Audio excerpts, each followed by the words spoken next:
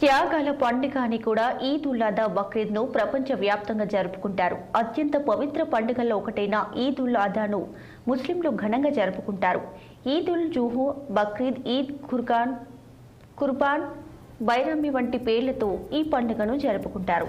ఈ పండుగను త్యాగానికి ప్రతీకగా భావిస్తారు. కుర్బానీ ఇవ్వడం ఈ పండుగ ఒక ప్రత్యేకత. మాంసాన్ని దానం చేయడం కూడా ఆనవాయితీగా వస్తుంది. ఉదయం ప్రార్థనలు, జంతు బలి, ఈద్ స్పెషల్ వంటకాలు వంటి అనేక సంప్రదాయాలతో బక్రీద్ను జరుపుకుంటారు.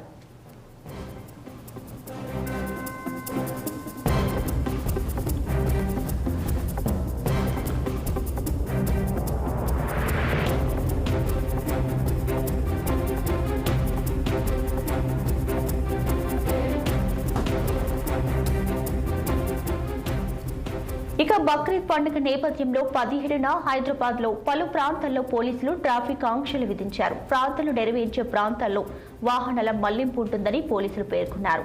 మీరాలం ఈద్గా ప్రాంతంలో సోమవారం ఉదయం 8 గంటల నుంచి 11 గంటల 30 నిమిషాల వరకు వాహనాలను దారి మళ్లించనున్నట్లు చెప్పారు.